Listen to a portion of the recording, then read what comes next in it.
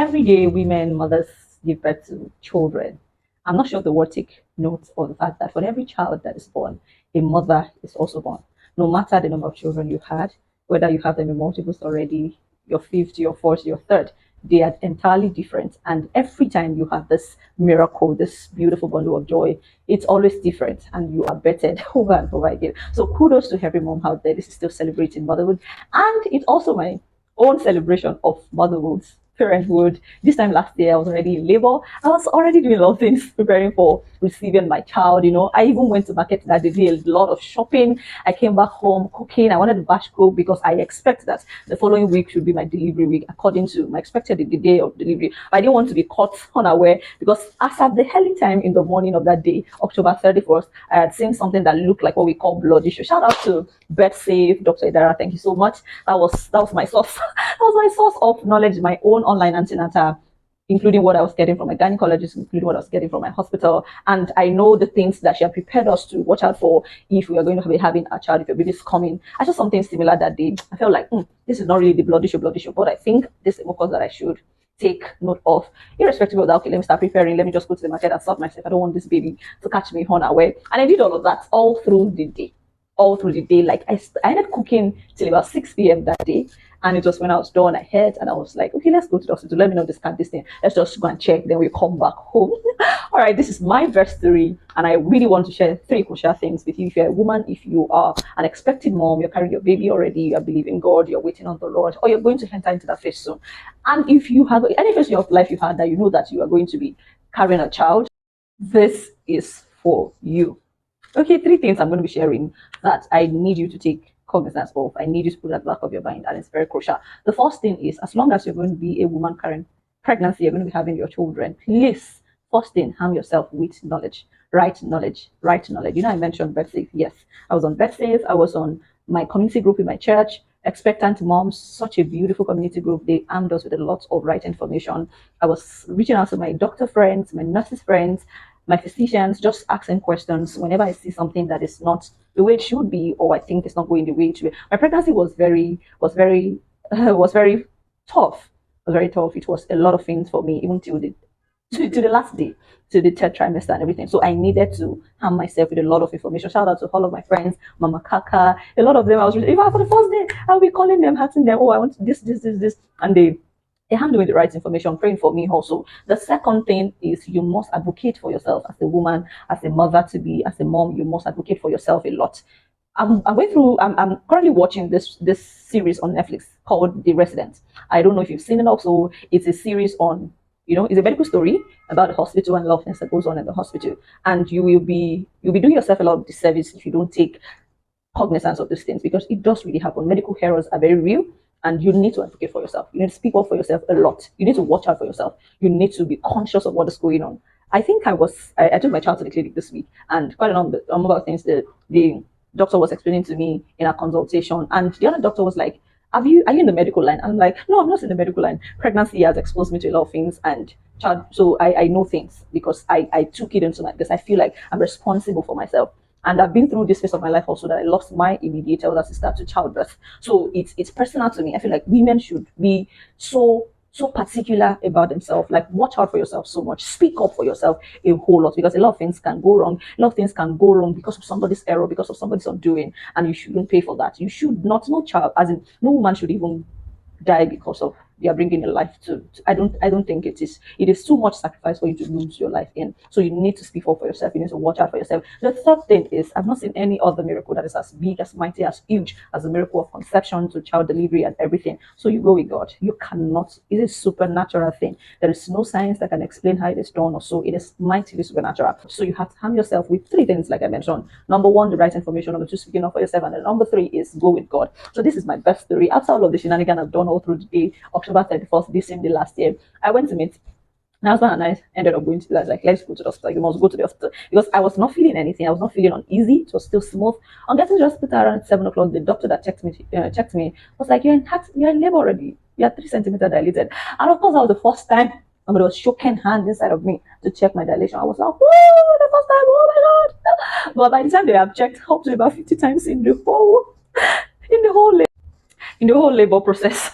Honestly, it didn't matter anymore. So this is where the 3 points I shared earlier comes into play. I already knew what to expect. I knew we've been trained on the breathing exercise, how you shouldn't exhaust your strength, the different phases of labor. So I was like, okay, that's fine to share. Oh, he's going to admit us. I'm like, no, let me just go home and come back because I know this thing is not going to.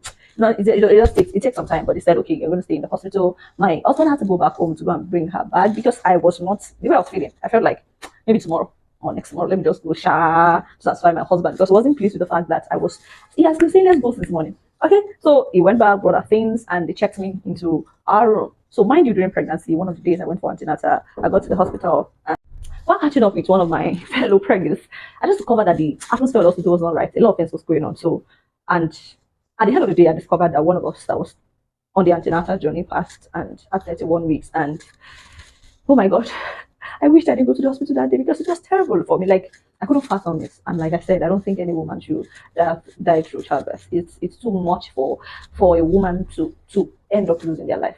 It's a lot. It's a lot of risk we take through that journey, and we just thank God. That's why I think it's worth celebrating, worth talking about, because it's not everybody that go can come back. So that day, I happened to be checked into the same rooms that woman used, and I struggled with a lot of thoughts. But again, I came with the word of God.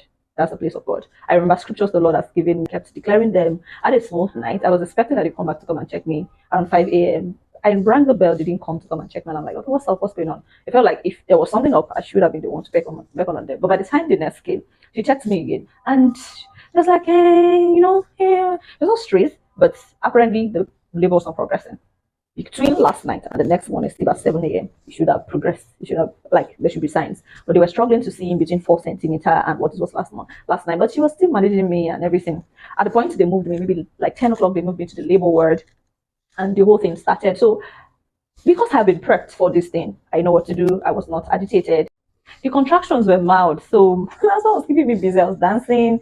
The nurses were even like, this is why you're still dancing. You don't know what's coming for you. You're still the same. But it was from a place of, this is the process. This is what I have to go through to birth this child. And I'm just going to trust the Lord for energy. I'm not going to be agitated. And I'll just be rejoicing through it all.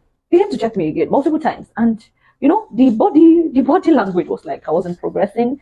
And it got to that point because my water, like my membrane, yes, water. When they say water burst, it has not busted.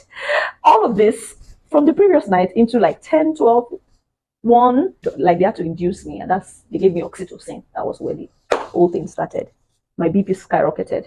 Before some weeks to the end of my pregnancy, I fell into labor in the week I was supposed to be 40 weeks, a week before my EDD. Previous to that time, I just noticed that my BP that used to be within the range of 120, which we have been taught that is safe, started going to that 130 something, and I kept saying, it's not normal, it's not supposed to be like that. I was like, no, it's fine. Yeah, it's not preeclampsia because it's just towards the end and it's just manageable, it's fine. But during that labor, it went as high as 170. By the time they gave me that oxytocin, that was when the whole thing started. The contractions were less than 30 seconds, back to back. My back was breaking because I could not lie down, I could not sleep. I was still dancing and pushing through the pains. 2 p.m., 3 p.m., they will come and check. They say this thing is not progressing. They came, like the midwife came to do membrane rupture, went into me with scissors to bust the water. Oh my God, the pain came again, all over again. All of these things are happening. I was still trying to manage it, like, Father, I thank you because I have the strength that I need to do all of this. I went through all of that, and the midwives kept giving the vibes that the labor was not progressing, but they were not talking to me. They were not telling me what was going on. The doctor would just come once in a while. The doctor on duty, I remember telling the doctor, Dr. Kade, Father, don't ever do this. Don't let anybody talk to me. Because she says, yeah, you're married. Don't let anybody talk to me to doing this. I was not crying, but I was just like, this is not progressing. What's going on? I have prepared for this all of my pregnancy. From 36 weeks, I was already doing more than 200 squats daily. I mean, my steps. I was very serious about preparing my bones, my bodies, my pelvic, everything. I was diligent with it. Like I was drinking enough water. I know I had a rough pregnancy. I had a very tough case of anemia in pregnancy, and this is why I said you should advocate for yourself and also arm yourself with a lot of information. It wasn't caught very early in pregnancy because of the gynecologist I was seeing, but I was very curious. I was asking questions. I was reading about it. I was telling people how I was feeling and all of that. And I was, thank God for BedSafe again. And that was when I knew that, my PCV was very low. Of course, your PCV becomes low during pregnancy because you're pregnant, but it was below what it was supposed to be. And that was what was causing my fainting feeling, nauseousness every day, vomiting, a whole lot of things. And thank thank God that I was pursuing information. I was feeling for myself. It was in one of those consultations I had to talk at antenatal and I had to change my gynecologist entirely. And I was moved to another who was able to manage the situation for me. But still, my blood level was not even up to par before delivery. So, with everything that was going on, I kept asking questions that were not coming out straight. By the time it got to the point where my body, because I couldn't see it again, my contractions were back to back. 30 seconds, there was no 30 seconds interval self, and it was my back that was contracting. It was like they were cutting my, like axe was cutting my back. So I got to that point where the last midwife that checked, this was around 5 p.m. already from the previous day. It's about 5 p.m. When the last midwife, she was closing for the day, and they were like, hey, it's roughly in between 6 centimeters to 7 centimeters. I don't know why this thing's not progressing. And the baby self is in hope. You were just using some language, and I'm like, you should talk to me. What's going on? They was like, no problem, not. And they were closing. So it was at that point I almost fell down because I could not support myself anymore. I was losing strength. My BP was high. They were giving me BP meds, but the thing was not really. So at that point, I called my husband and said, like, babe, please call my doctor and I need an emergency CS right now. I've been through a lot already through pregnancy. I've gotten to the point that my body could not. So it was that point I just knew I had to do this for myself and also for my child because my body could not. I couldn't stand anymore. Like I literally was going down, and they were like, "Oh, you're fine. You keep cheering you on that you can do it and everything." I don't know why they were not already suggesting that, oh, this lady needs to take an emergency CS because of the situation of the child and a strength level. But they were just like, don't worry, just be there. And I expect a lot of empathy, a lot of care, a lot of compassion from the people in the medical system, the healthcare business, and all of that. But it's unfortunate that we don't even get that, particularly for women also that are inside in that field. You guys are supposed to be ministers. You guys are supposed to be angels. So if you're seeing this, you're not midwives. We really, really wish that you support women that come into your care house. We are your sisters. It was at that point I felt like even if I persevere the way I was already doing to the end and I carry with this my weak body, there was no way I could push my baby because I could not even have the strength to support my own self. So it's either I put my child in danger because I cannot push the child. You guys are already speaking some language that the child is in one position. That's why he's not descending, and his head was like they were saying that okay, my baby's head was facing, he was using his face to face the back, and he was not. So at that point, I held my husband and I'm like, just call my doctor now. And that was one of the decisions I had to make in my life that I felt like I spoke up for myself. And I love the fact that my husband supported me right on the spot. He just reached out to my family and already I'm like, this is what we're doing. Yes, so he gave them the consent, signed it, and my doctor was not on duty. My gynecologist was not on duty. I think the longest wait of my life was that wait I had to I had to wait between when my gynecologist had to come around to the hospital, the anesthetics woman, and between those times I was already unconscious. I wasn't feeling myself. So by the time they even gave me the anesthesia, I was not feeling anything. During surgery, I was hallucinating because I was extremely weak. I came up with a lot of shivering and cold. They said the surgery was very short. I couldn't wake up till about into the midnight, maybe about kind of 1 or so. That was when I recovered. And when I came up with cold. And I also needed hair. I remember that there was another woman in labor that day, same labor ward but different rooms, but I had her. But because she is in active labor also, I think she was about whichever baby, they needed to put off the AC, they needed to put off the fan. And we are in the same place, but I'm just coming out of surgery. I needed hair, I couldn't breathe. In fact, for like 8 days after delivery, my breathing was not normal. The hypertension during delivery that I had affected a whole lot of things. And I asked them to provide a source of hair for me. And I remember one nurse saying things like, "Put a cap down. That's how psychosis start. That's how." I'm like, are you joking? What's going on? Why are you talking to me like that? Am I substandard? Am I lower in quality, or what is the idea? Why are you putting another woman's need above mine? You guys find a way to do it. I'm not the reason why two women are in labor are delivering at the same time. I'm not the reason why. I don't find a way around it. But she was very rude, she was very mean. And this is why I keep saying advocate for yourself. I just needed another head to assist me to be able to breathe. If I didn't insist, and it happened that none of my family or my birth partner were around that time. It was midnight, so they needed to go to the room to rest, and I just needed to speak up for myself. Nobody was there to speak up for me. I didn't speak up for myself, and she was saying a lot of things I didn't like, or I wouldn't like to hear. But again, I spoke up for myself. They found a way to, what she needed was just an extension box to connect a fan that we just said only me. But she felt she didn't need to do that for me. I should persevere, I should do this and all of that. I'm like, no, I need to breathe. I just went through a lot, and this is why I also say, people in the healthcare business, in the healthcare service, please, you need to do better, particularly women. we are supposed to be women supporting women. We should come to you as midwives, as nurses, and feel safe in your care. You need to step up. If you're seeing this, if you're in medical field as a nurse or whatever, please spread. And sometimes you feel like, oh, maybe it's in all those kind of, like we say, general hospital or small hospitals. No, this is a renowned hospital. This I know how much went into the process of delivery in that place. I know how much their service costs. So it's not saying, okay, I just went to any hospital, that's why I'm getting that kind of service. No, you guys can do better. Fast forward all of that. Okay, the next day I was able to my room, and I remember the nurses, different nurses, different turns coming. They check my BP and say, hey, sleep. You're stressing yourself. You don't want to sleep. The next day, or the one was already saying I should be moving around now and everything. And all of those things keep coming. Someone doing surgery for the first time, unplanned. I was not mentally ready for it. I kept asking them to check my PCV because I know the situation at hand before delivery, and they told me, oh, you didn't lose blood during. As I kept asking for that, but they insisted I should start moving around. So I think the second day, I tried to stand up, with the catheter, everything on me, tried to move around. But I kept asking that they should check my PCV. They didn't do that until the third day, and it was on the third day we discovered that my PCV was as low as 14%. I went into delivery, I went into surgery with 29%, and they kept saying, oh, you didn't lose blood. But how did I go back to 14%? Because when I asked after surgery, they said, oh, they did the test and it was 27%. And I'm like, okay, 27, 29, okay, that means I didn't lose a lot of blood. But I need you guys to check again. I need you guys to check again. So that was medical error, because the person that gave the report that it was 27% immediately after surgery was not correct. Because how did it go from 27% to 14% in just about 2 days intervals? Thank God I kept asking for it. And in the space of 2 days, I had to be placed on blood transfusion, 4 pints of blood. I have never gone through this process in my life. In fact, that was the first time in my life I was taking drip. I was being on admission. I was not an hospital person. Maybe at best I take malaria drugs once in a while, and maybe in recent years. And I really thank God for supernatural health that I've enjoyed all through my growing up to my single days and all of that. But this experience came with a lot of things I wasn't prepared for, what I didn't see coming, and it was a lot. Thank God I kept insisting for all of these things. I remember some of them coming to me and saying, "You are not sleeping." That's why, but I could not sleep because I couldn't breathe. And what I just needed was BP meds that cost less than how many thousand. But it did not, until I insisted about the 6th day. When a doctor came for ward rounds, I insisted. I'm like, I can't sleep.